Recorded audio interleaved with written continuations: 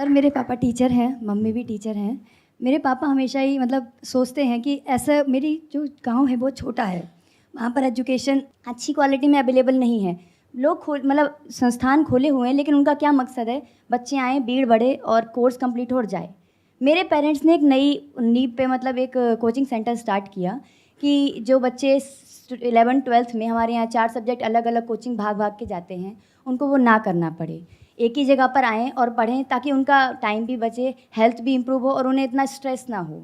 लेकिन फिर भी सर जो मतलब एक होता है ना कि जहाँ पर पहुँचना चाहिए था, वहाँ पर नहीं पहुँच पाए हैं। मतलब ऐसा लगता है कि कम से कम इतना अप्रोच होना चाहिए था, 150-200 बच्चे तो अगर हम अपनी तरफ से देखें तो मेरे फादर को अगर हम मतलब जज करें एक एज ए स्टूडेंट, तो मेरे को कभी ऐसा कहीं नहीं मिला। बट फिर भी बच्चे अप्रोच नहीं कर रहे। क्या ऐसी कमी है जो संस्थान को आगे नहीं बढ़ने दे रही? कोचिंग इंस्टीट्यूट है आपका? हाँ, और वहाँ पर आपके फादर खुद पढ़ाते हैं? फादर पढ़ाते हैं, मदर पढ़ाती हैं और 2-4 मतलब टीचर्स और हैं। कितने बच्चे अभी आते हैं वहाँ पे ऑन एन एवरेज महीने का जो पे करते हैं? अप्रॉक्स अगर अप डाउन करके देखें तो काफ़ी कम है। एवरेज अगर आप पकड़ लो पूरे साल में तो कितने आते 50 होंगे? to 60।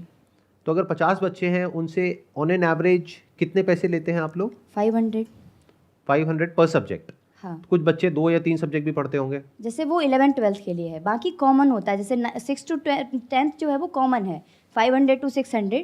बाकी जो है वो सब्जेक्ट के वाइज है, तो एक एवरेज अगर निकालेंगे तो 500 निकलेगा। 500 पर बच्चा हो गया। हाँ, और आप बता रहे हैं अगर 50 बच्चे हैं तो महीने का 25,000 रुपये हो गया। हाँ। बस। बट यही कमी है कि इतना कम क्यों है जब इतनी ज़्यादा फैसिलिटी हैं।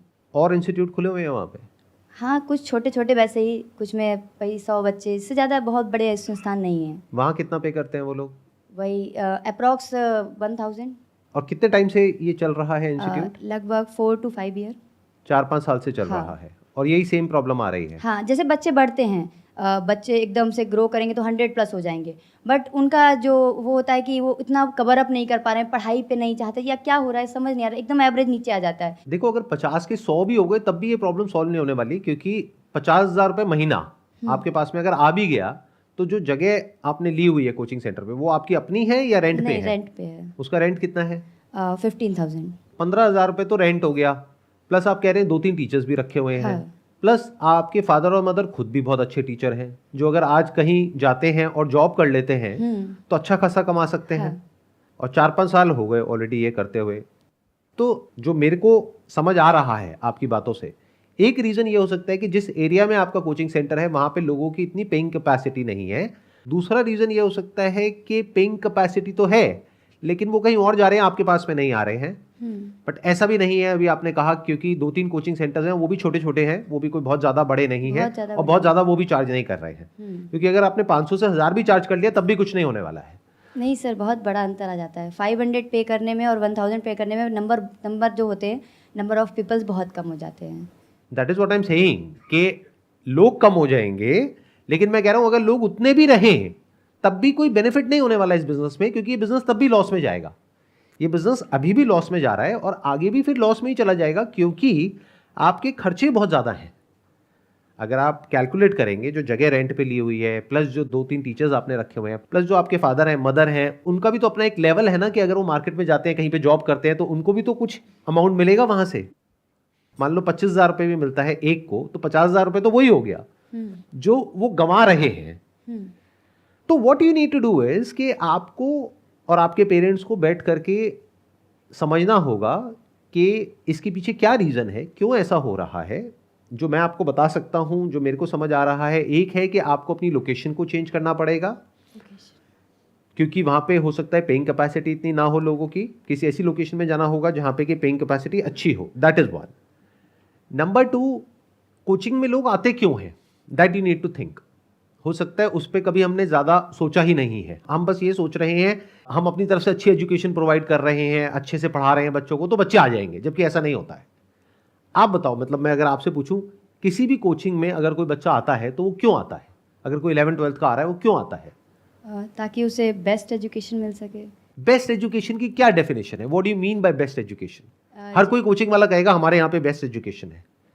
अगर आप किसी कोचिंग को ज्वाइन करते हो, अभी आप क्या कर रहे हो इस वक्त? स्टूडेंट स्टूडेंट मतलब क्या कर रहे हो? दिल्ली यूनिवर्सिटी में BA प्रोग्राम करें। उसके साथ साथ कुछ और भी कर रहे हो, किसी एंट्रेंस की तैयारी कर रहे हो? यूपीएससी की तैयारी करनी है बट अभी स्टार्ट नहीं की है। तो अगर आप यूपीएससी की तैयारी के लिए किसी कोचिंग को ज्वाइन करोगे तो किस बेसिस पे करोगे? क्योंकि हजारों कोचिंग सेंटर्स हैं इंडिया में, उसमें से किसको करोगे और किसको नहीं करोगे, उसके पीछे क्या रीजन होगा? पहले तो जो उनके फैसिलिटी मतलब फैकल्टी उनके बारे में जानेंगे कि कौन ज़्यादा मतलब अच्छा है, वो कर रहा है, समझा रहा है, लेक्चर्स का ट्यूटोरियल लेना, और दूसरा रिजल्ट कैसा जा रहा है। अब आप पॉइंट पे आए, result most important is result. तो कोचिंग में सबसे ज्यादा यही मैटर करता है। मतलब पहली कंडीशन ये है कि जिस एरिया में आपने खोला हुआ है वहां पे पेइंग कैपेसिटी होनी चाहिए बच्चों की, दैट इज वन। नहीं तो बिजनेस मॉडल पूरी तरह से आप चेंज कर सकते हैं। वो क्या हो सकता है, अगर किसी गांव में आप पढ़ा रहे हैं तो इसको पूरी तरह से फ्री कर दो और इसको चैरिटेबल बना दो। तो if you make it charitable, तो वर्ल्ड वाइड ऐसी बहुत सारी ऑर्गेनाइजेशंस हैं जो इस तरह के इंस्टीट्यूट्स को सपोर्ट कर रही है।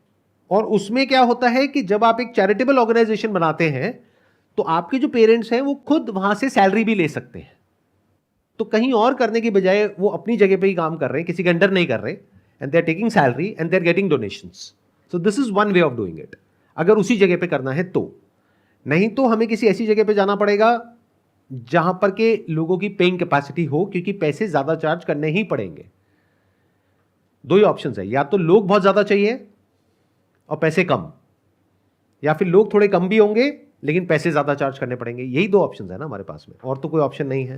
नहीं सर, एक हमें जो कमी लगती है, जैसे हम देखते हैं हम वहाँ पढ़ाते नहीं हैं, बट मेरा वो रहता है ना कि हमें आगे ग्रो करना है, तो उसके बारे में देखते रहते हैं कि क्या क्या। एक और है कि अप्रोच नहीं हो पा रही है बच्चों तक, क्योंकि बच्चों तक वो चीज़ें पहुँच नहीं पा रही है जो हमारे यहाँ है। That is not important, that is what I am trying to say. देखो, ध्यान से सुनो, ध्यान से समझो। आप क्या सोच रहे हो कि जो आपके पास में है अगर वो बच्चों तक पहुंच गई तो बच्चे आ जाएंगे। बच्चे खुद डिसीजन नहीं लेंगे, बच्चों के पेरेंट्स डिसीजन लेंगे। मैं ठीक कह रहा हूं, गलत कह रहा हूं? कि अगर कोई बच्चा 9th में है, 10th में है, तो वो उसके पेरेंट्स का डिसीजन है कि वो किस कोचिंग में जाएगा, किस में नहीं जाएगा। हाँ। कि वो घर पे पढ़ेगा या किसी कोचिंग में जाएगा बाहर, राइट? तो अब वो किस बेसिस पे डिसाइड होगा? You have to show result. 4-5 साल में आपके कुछ ऐसे बच्चे होंगे जिन्होंने कुछ एक्स्ट्रा ऑर्डिनरी अचीव किया है, वो आपको दिखाना पड़ेगा और उसको बहुत ज्यादा अच्छे तरीके से हाईलाइट करना पड़ेगा। ये अगर आप मुझसे पूछोगे कि क्या मैं ऐसा कुछ करूंगा या नहीं, तो ऑनेस्टली बताऊं, मैं नहीं करूंगा, क्योंकि ये एथिकली ठीक नहीं है, लेकिन पूरी दुनिया यही कर रही है। तो अगर अपने कोचिंग को आपको चलाना है तो ये करना पड़ेगा। मतलब आपके कोचिंग के बाहर बड़ी बड़ी 3-4 फोटोग्राफ्स लगी होनी चाहिए कि मैथ्स में इस बच्चे ने यहां पर टॉप किया है, वो हमारे कोचिंग से निकला है, इसने फिजिक्स में ये किया है, इसने केमिस्ट्री में किया है, इसने अकाउंटेंसी में किया है, इतने परसेंटेज आए हैं। पेरेंट्स को बस इससे मतलब है, उनको इससे मतलब नहीं है कि ओवरऑल आपका जो रिजल्ट है वो बेटर है। जबकि देखना ये चाहिए आइडियली पेरेंट्स को कि आप ओवरऑल बताओ कि आपके यहां से कितने बच्चे निकलते हैं हर साल के और एवरेज रिजल्ट उनका कितना आता है। लेकिन जो बेसिक साइकी है हम सबकी, हमें ये सब बातें समझ नहीं आती है। जैसे फॉर एग्जांपल अगर आप यूपीएससी में जाएंगे तो आपको ये नजर नहीं आएगा कि उस कोचिंग से कितने ऐसे बच्चे निकले जिनका कुछ नहीं हुआ कहीं पर भी, और जो डिप्रेशन में चले गए या परेशान हैं, हिम्मत हार गए। इस सबसे ना तो आपको कोई मतलब है, ना आप ये उनसे पूछोगे, ना वो आपको बताएंगे। और अगर ऐसा कोई थॉट भी आपके माइंड में आएगा, चाहे वो खुद के आए चाहे मैं बोलूं तब आए, तो आप एकदम से उसको हटा दोगे। आप कहोगे ये तो नेगेटिव थिंकिंग है, मैं तो ऐसा कुछ सोचूंगी नहीं, मेरा तो हो जाएगा। तो सबको क्या चाहिए? सबको नंबर 1 चाहिए। यही हमारे एजुकेशन सिस्टम की सबसे बड़ी प्रॉब्लम है कि यहां पे ये बात नहीं होती कि ये जो आप कर रहे हो इससे आपको क्या बेनिफिट होने वाला है लाइफ में। बात ये होती है कि इसको क्रैक कर लो, उसको क्रैक कर लो, इतने मार्क्स ले आओ, यहां पे टॉप कर लो। मैं ठीक कह रहा हूं, गलत कह रहा हूं? बिल्कुल सही। एक तरीके से मान लो कि एक ऐसी जगह है, एक ऐसा गांव है जहां पर सारे बेवड़े हैं, सब नशेड़ी हैं। अब आप वहां पर जा करके एक सेंटर खोलते हो, नशा मुक्ति केंद्र, तो आप उन सबके दुश्मन बन गए हो। बट वो जो नशेड़ी हैं उनको वही देते हो जिसकी उनको लत है, तो आप उनके दोस्त हो। तो as harsh as it may sound, but this is the reality. इसी के हिसाब से एक्ट करना पड़ेगा इस इंडस्ट्री को समझ करके। अपने आप को ऐसे दिखाना पड़ेगा कि आप नंबर 1 कोचिंग इंस्टीट्यूट हो उस पूरे एरिया के, कि अगर आपके बच्चे को आपके सपने पूरे करने हैं तो आपका ही एक कोचिंग इंस्टीट्यूट है जहां से वो पूरे हो सकते हैं, बाकी सब जगह तो बर्बादी ही बर्बादी है। आपका बच्चा किसी काम का नहीं रहेगा, आपके सारे सपने टूट जाएंगे, आप जो इतना मेहनत करके पैसा कमा रहे हो और कोचिंग को दे रहे हो वो सब डूब जाएगा। हमारे यहां आओगे तो आपका बच्चा देखो 98% लाएगा, पूरे स्टेट में टॉप करेगा आपका जो बच्चा है, या पूरी कंट्री में टॉप करेगा, व्हाटएवर। अब ये कैसे होगा, that you need to figure out. अगर अपने काम को चलाना है तो, अगर एज बिजनेस इसको चलाना है तो। और ये सुनने में थोड़ा अजीब लग रहा होगा आप लोगों को, क्योंकि इस तरह से कोई अंदर की बात करता नहीं है, लेकिन अगर किसी को भी देखोगे जो इस तरह की कोचिंग चला रहा है किसी भी चीज की, सब यही कर रहे हैं। यहां तक कि यह भी करना पड़ता है कि बच्चा आपके यहां से नहीं निकला है, किसी और कोचिंग से निकला है, बट जा करके उनके पेरेंट्स से मिलना है, उनको थोड़े से पैसे देने हैं और बोलना है कि भाई ये हमारी कोचिंग से निकला है। ऐसे बच्चों को ढूंढ ढूंढ करके लाना है, चाहे वो आपके जिले से थोड़ा दूर भी हो, क्योंकि 2-4 सेलिब्रिटी बच्चों की फोटोग्राफ्स चाहिए आपको, जो सब जगह वहां पे पोस्टर्स लगे हों और होर्डिंग्स लगे हों, तभी तो आपका कोचिंग इंस्टीट्यूट उठेगा। जी सर। नहीं तो पढ़ाते रहो, हमारी बेस्ट एजुकेशन है, हमारे बेस्ट टीचर्स हैं, हमारा ये है, हमारा वो है, बहुत बढ़िया।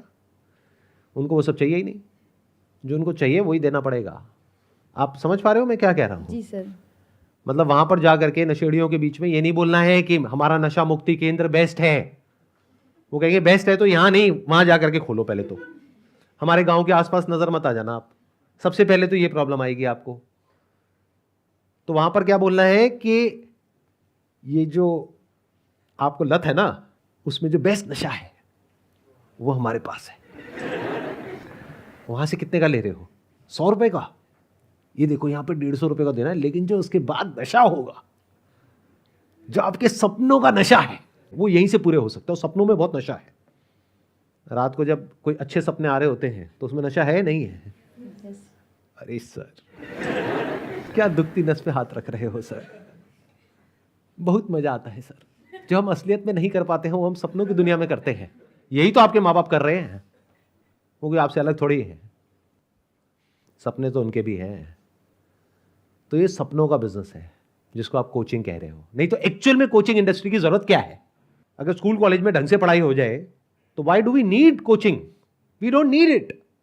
तो आपको कुछ क्लैरिटी आई? जो आपने बताया कि कैसे अप्रोच करना है, कि जो कुछ नए मतलब जो है होते हैं ना कि टॉपर होते हैं, उनका चेहरा सामने लाना है अपनी कोचिंग को दिखाने के लिए। उस भीड़ में ये नहीं दिखाना कि हम उनसे अलग हैं, हम कुछ अलग दे रहे हैं। नहीं, उनको ये दिखाना कि जो आप दे रहे हैं हम उसमें बेस्ट दे रहे हैं। Let's give a big round of applause for her.